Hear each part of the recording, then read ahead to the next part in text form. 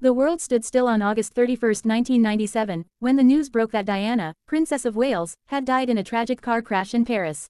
Known globally for her grace, compassion, and humanitarian efforts, her death sent shockwaves far beyond the United Kingdom.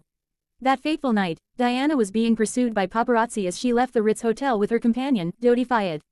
Their driver, Henri Paul, who was later found to have been under the influence of alcohol and prescription drugs, sped through the Pont de l'Alma tunnel in an attempt to evade the chasing photographers. The car lost control and crashed into the 13th pillar of the tunnel. Dodi Fayed and Henri Paul died instantly, while Diana was critically injured.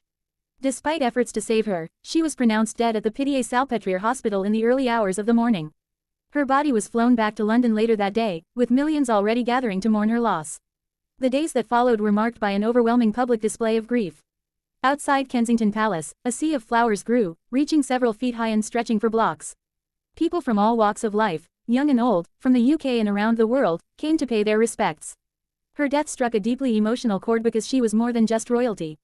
She was the people's princess, a woman who connected with the public in a way no royal had before.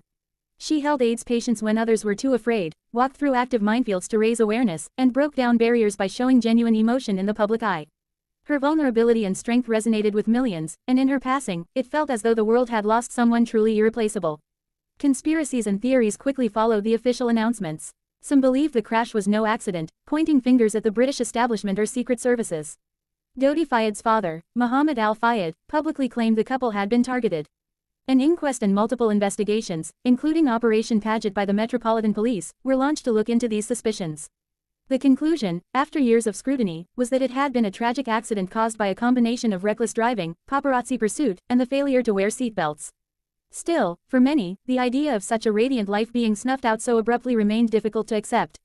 The lack of immediate royal response in the early days after her death also drew public criticism, pressuring Queen Elizabeth II to return to London and address the nation in a rare live broadcast. On September 6, 1997, over 2.5 billion people watched Diana's funeral on television. The streets of London were lined with mourners, silent and tearful as her coffin, draped in the royal standard, passed by. Her sons, Prince William and Prince Harry, just 15 and 12 years old, walked behind the casket in a heartbreaking procession alongside Prince Charles, Prince Philip, and Diana's brother, Earl Spencer. Elton John's performance of Candle in the Wind, rewritten in Diana's memory, became an anthem of mourning. The world was united in sorrow, not just for the loss of a princess, but for the tragic end of a life filled with promise, compassion, and courage. Diana's legacy continues to shape conversations around the royal family, mental health, and humanitarianism. Her influence is seen in the charitable work of her sons, particularly Prince William and Prince Harry, who have both spoken openly about how her death affected them and how they strive to carry forward her spirit.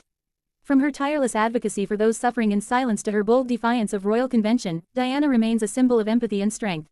More than 2 decades after her death, the love for her endures, etched into public memory and history as a woman who truly changed the face of modern royalty.